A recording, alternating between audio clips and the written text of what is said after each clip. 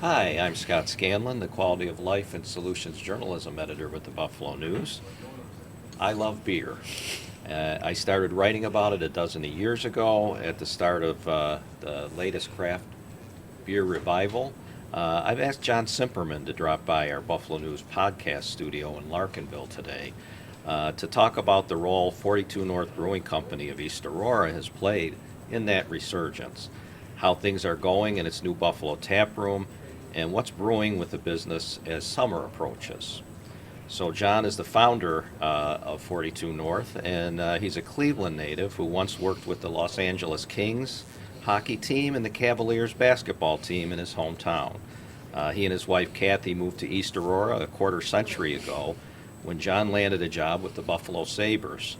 He left that job when the NHL took over the Sabres back in the early 2000s and started his own marketing company. Um, and I wanted to just start by asking John how he went from marketing into the craft brewery business. The business has Scott. First of all, great to see you, and the fact that you love beer, we love you. So thank you for the support. No, the beer business and the sports business, really, they're both community businesses, and in many ways, they're both businesses that focus on hospitality and putting butts in seats, right? Hmm. So there's a lot of parallels between the hospitality business, the beer business, and the sports business. And so that was an easy intro. Um, who did you start talking with beer about in East Aurora, and how did things congeal here? You opened the Yeah. brewery in 2015. 2015. I mean, it dates back to, as I traveled the country, professionally, for work, I would always visit the local breweries in those communities because that is where you got the most authentic experience. That's where you met some of the most interesting people. And then, yeah, always said, boy, East Aurora needs a brewery. It's an arts and a crafts town without the craft, as in beer. Uh-huh. So yeah, just did a lot of a lot more homework. It was probably 3 years in development, before we opened in 15. But East Aurora, again, arts, crafts, creative village. It was ripe for a brewery, and for me, is if someone wasn't going to do it, I guess I needed to. And we come from a certain generation where maybe we had the choice while we were in our 20s Hmm. and 30s of maybe a half a dozen beers on tap. All of them were pretty basic. Most of them were brewed by major breweries. Right, And we didn't have right, the variety that we right, have right now. right. So in 2015, we were just starting to get into things Yeah, from a yeah. craft beer standpoint, and then it just exploded. Yeah, what's funny because when we opened in 15, I remember our federal brewing license, we were about number 4,000 in the US. Mm. Currently, there's just shy of 10,000 craft breweries in the United States. And Uh-huh. everyone joked with me, boy, John, you got into this craft beer thing a little late. We were 4,000. There's Uh-huh. now close to 10,000. So, yeah, we definitely opened our doors right when things were really, really taking off. And we may talk a little bit later about the industry itself nationwide and in the region, but I wanted to start about some of the success that the brewery has had. So by last year, 42 North had become the eighth largest brewery in the region by sales volume. That's pretty good considering we have Hmm. a couple right at the top who've been around longer and have grown as well during this resurgence.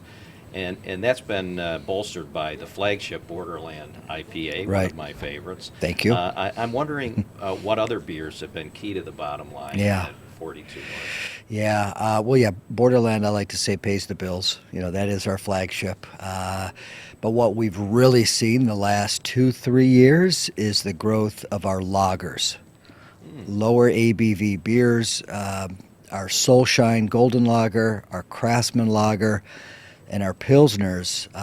We've just seen a trend where, especially in our tap rooms, people really kind of migrate to those lower ABVs, something in that 4 to 5% range.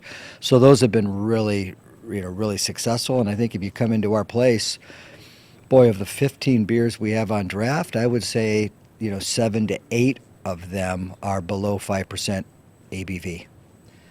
And in terms of the more typical customers that might Hmm. come in, obviously you might have folks like me who've been drinking craft beer for quite a while, but um, what percentage are some newer craft beer Right.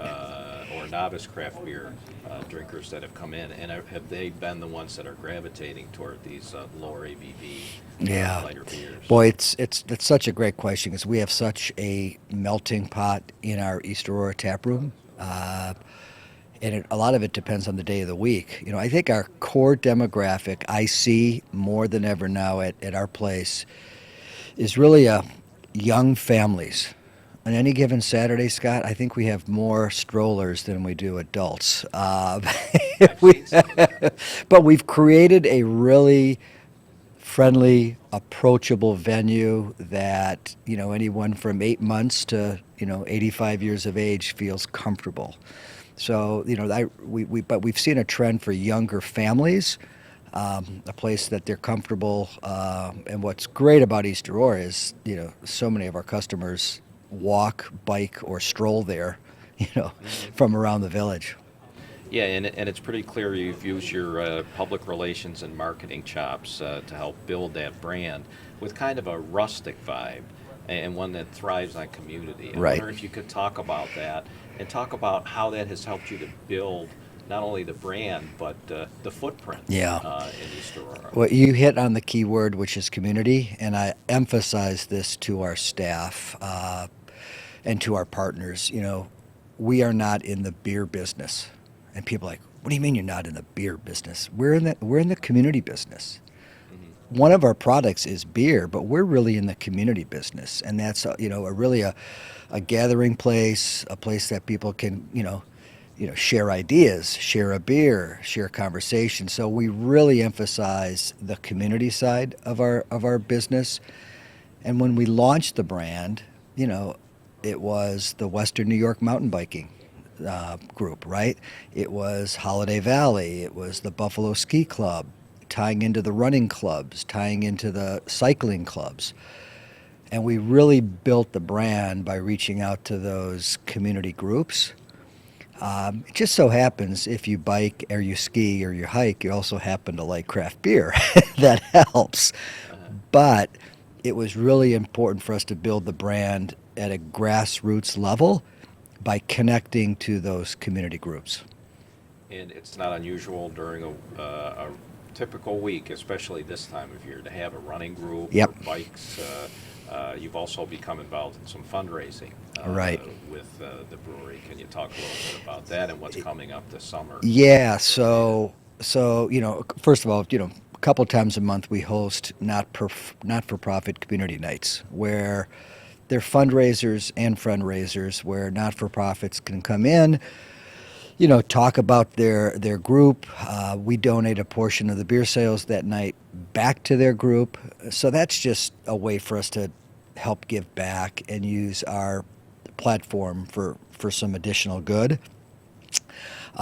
Boy, over the years, one that I'm probably most proud of is, we did a special beer to help support, all the crisis in Ukraine. As you may recall, one of our original brewers is Ukrainian. Hmm. So we brewed a beer with all the proceeds going to the World Food Bank to help, the cause back in Ukraine. And I think with some of the great PR, I know that the news helped generate for that. We ended up writing a check for well over $10,000 back to that world, the World Central Kitchen. So it's just things like that we really, you know, love doing. And again, we're just our product is beer, but we're really all about community. And we do invite. Are there groups that we can help support, raise awareness for, raise a few dollars for? But that's one. I bring back that Ukrainian beer that we did is something that we're really still very proud of. And the recreational piece is important as well to 42 North. Can you talk a little bit about a new beer that the brewery is about to launch, a Centennial Series Pilsner and it seems to kind of play on the strengths Yeah. of what you're looking at. Can you talk about the beer, its significance, and where it will be available? Yeah. Well, I'm glad you noticed because we've worked hard to build that outdoor adventure brand, right? That's what, based upon where we're located and what we all love. And yes, it just so happens that both Erie County parks as well as New York State parks are celebrating their 100th anniversary. And we are big fans of the park systems, both the county and the state. We host events throughout the summer at these venues. So we brewed a special Centennial Pilsner that pays tribute to the New York State parks. And what's so great about this beer is not only is the artwork really cool, and we have one can for 4 different parks, but 100% of the ingredients in that beer was produced in New York State. New York State Centennial hops, New York State. There's also an Excelsior hop in there and a Simcoe hop, and we're really proud, not only with the ability to help promote New York State parks, but the ability to use the great agricultural resources in our state. And I'm looking, it looks like this is Letchworth just from Yeah, yeah. Can, but the cans are all different as well. Yeah, the cans are all different. So we have Letchworth, we have Saratoga Spa, we have the oldest state park, Niagara Falls, and then also Watkins Glen as well. So it's the same beer in the 4-pack, but a different collectible can, if you will, for each of the beers. And I want to talk about the taste profile between this beer, the Centennial, and Yeah. your Illumination Pilsner. Yeah. So if somebody's familiar with that, how is this going to Yeah. taste different? It's going to taste different. Our Illumination Pilsner, which is one of our core beers, is a traditional Czechoslovakian Pilsner. Saz hops, original recipes that date back to the 1200s in Pilsen, Czech Republic. It has really a distinct kind of hop, little bit of a bite to it. Not bitter, but a little hop bite to it, which is the Saz hop. This beer is what we've kind of branded as more of a West Coast style Pilsner. Mm-hmm. So while it is a lager, it really starts to skew a little bit more of a pale ale taste to it. A little rounder, very smooth. It's funny. People who said, I love Pilsner says, I love this. People who love IPA say, I love this. So a really well-balanced, they did some dry hopping with, again, the Centennial hop from New York State, Excelsior hop from New York State. So it's a really interesting beer, and what we love about it is it's really kind of brought the IPA crowd and the Pilsner crowd together. 5% alcohol by volume, so a lower ABV, but just a great, I keep saying, well-rounded beer. And it's awesome that we could celebrate New York State and, again, the great hop farmers and malters that are also producing product in this state.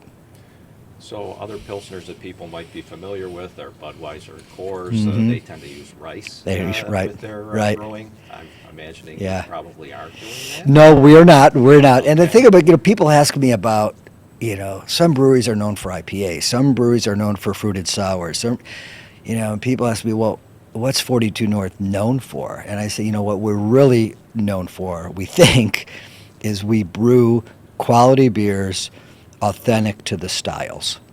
So you come in and have a brown ale at the brewery, it's English malts. You have a Illumination Pilsner at the brewery, it's brewed with Czech hops. Our West Coast kind of American style IPA Borderland brings a lot of those hops in from Oregon and Washington State. So, we don't try to get too cute with our beers. We don't try to be trendy with our beers. But what we're known for is really focusing on making beer really authentic to those original styles. And I love the description that I saw online on the Centennial. Taste profiles are always kind of interesting, but you start throwing around hops and people who, different varieties, people who aren't familiar don't know what they might mean. But in this case, the hops that are used, aromas of peach rings and light pine, while notes of with notes of orange Skittles and grapefruit rind lingering on the palate. So if you're drinking this beer and that sounds like, oh, that's pretty much what it tastes like. Right. There's a little tip, as you try. Now, one of the things I think's interesting here with the Centennial is that those hops tend to come from the Yakima River Valley in Washington, as do a lot of hops that may Right. be used in IPAs. Right. Because these hops, these Centennial hops, have been grown in New York State. Is there a different flavor to them? There- And where are they yeah, grown?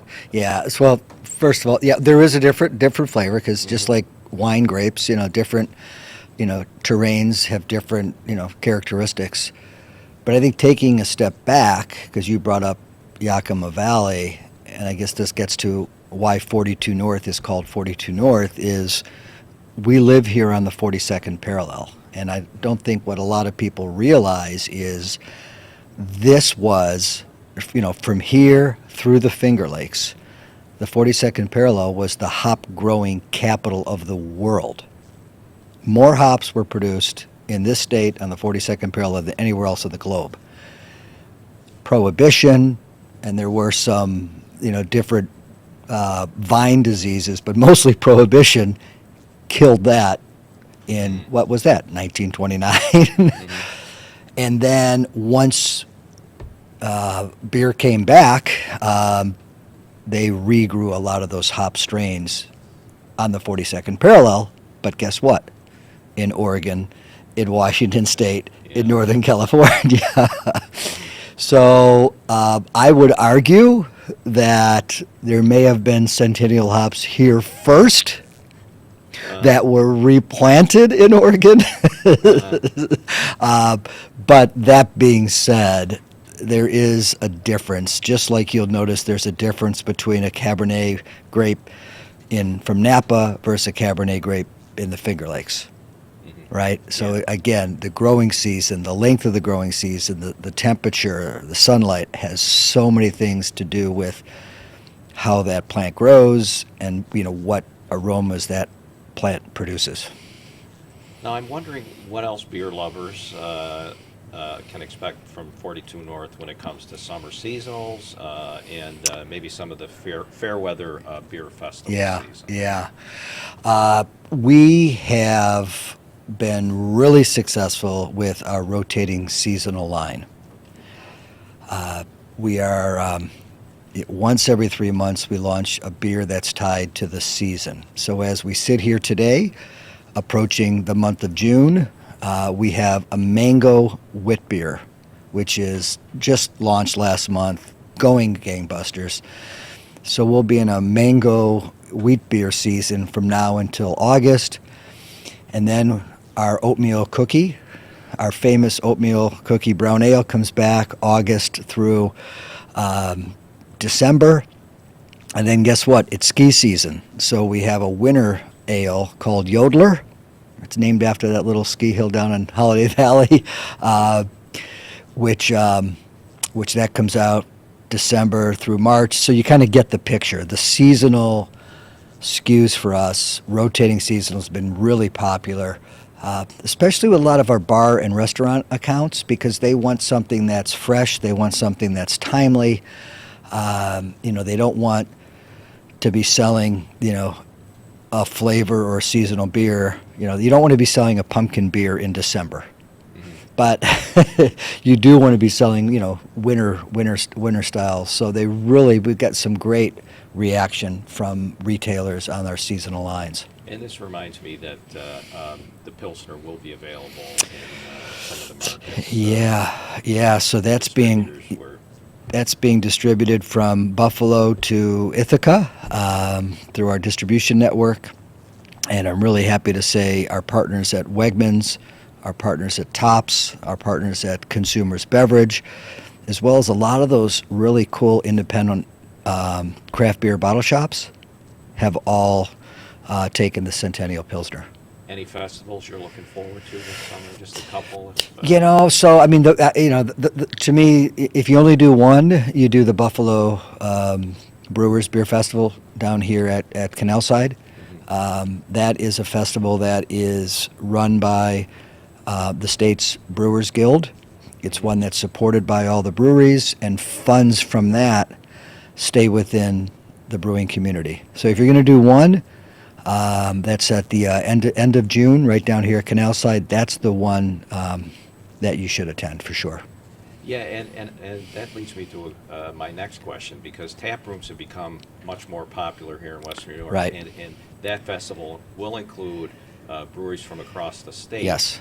Including some that have opened tap rooms here in recent years.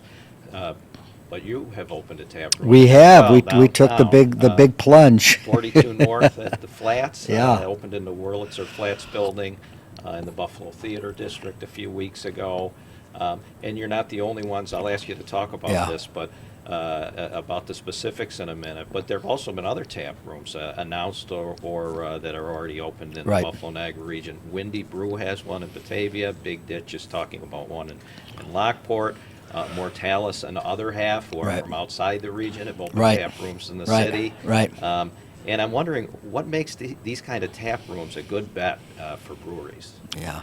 Well, first of all, with our New York State farm brewery license, which means we produce X number of barrels each year with New York State ingredients, like the Centennial Pilsner, our existing license allows us to open up 5 satellite locations. So there's a lot less bureaucracy, red tape. So that's one reason. But the other is, it's really about extending the brand.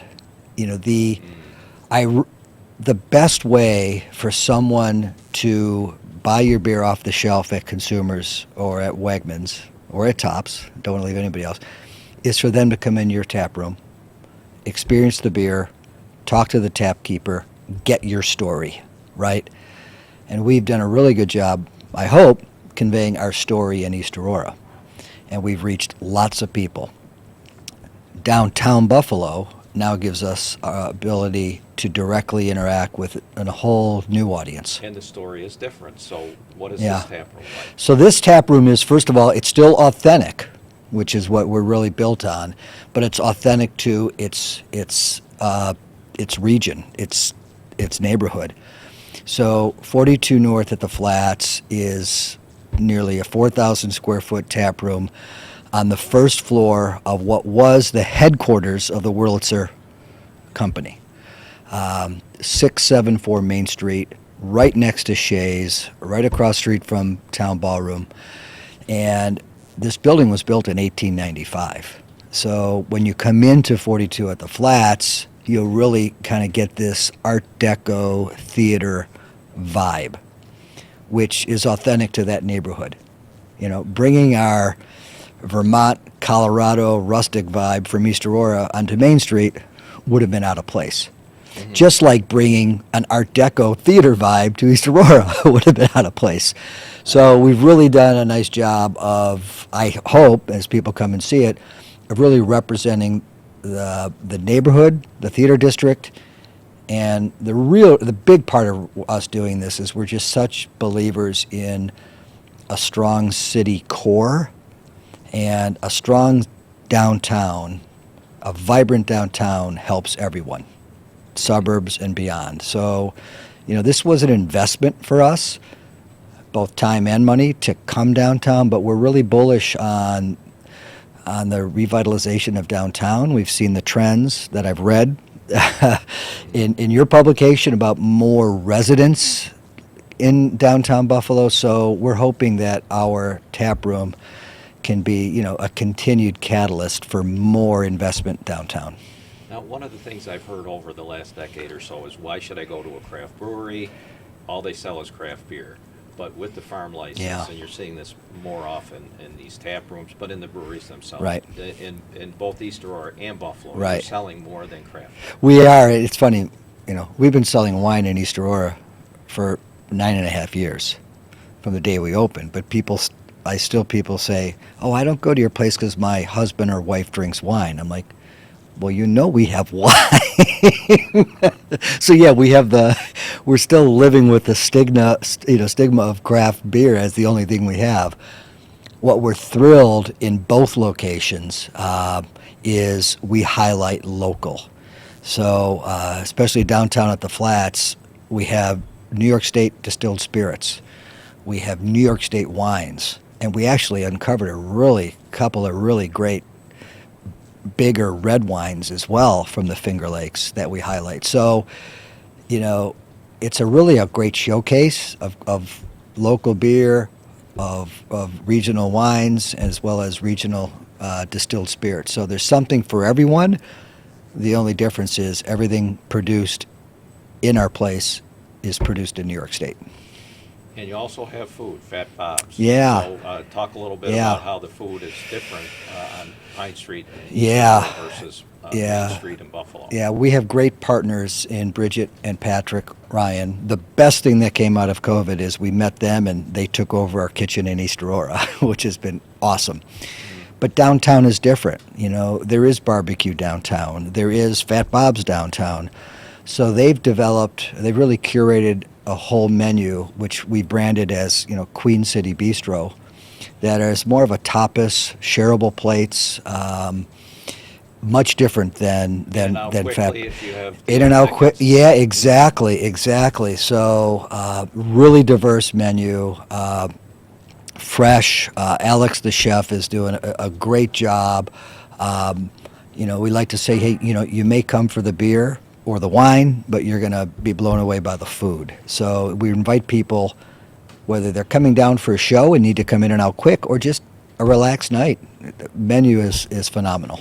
And the food ordering is similar as what we've seen in some restaurants, but also some breweries downtown. So what is Yeah, so we've got a couple different experiences. If you want the traditional kind of sit-down experience, we have that in the back of the tap room. We have 30 bar stools, so you can have that interaction directly with the tap keeper. But we also have an area which we've kind of branded the beer hall, which everything is ordered from your table via a QR code, which is awesome because you don't have to wait to order. You actually don't have to wait to close your order, right? Especially if you have to run off to a show. So we branded this as Table Tab, under kind of the slogan is, every seat is a seat at the bar. So we were a little apprehensive about, new technology, how will Buffalo respond? The response has been great. Mm-hmm. But again, if you want a traditional experience, there's a place for that. Sit at the bar, awesome. But much more of a communal, casual way to order is via the QR codes. We need to wrap it up, I know. So anything else brewing before we... Well, since that's the theme of this podcast, a couple of things brewing. Big summer of events for 42 North, Knox Park, all Fridays in July. We host a big festival down at Holiday Valley the last Saturday of July. So we encourage you to follow us on social media, see what we're up to, and then I'll give you a little scoop since we're wrapping things up. Is we are in final plans for a third tap room, this one which would be in beautiful Skaneateles, New York, which is also on the 42nd parallel. Very interesting. John, thank you very much for your time today, and for beer lovers like me, cheers and drink responsibly. Thank you. Appreciate it.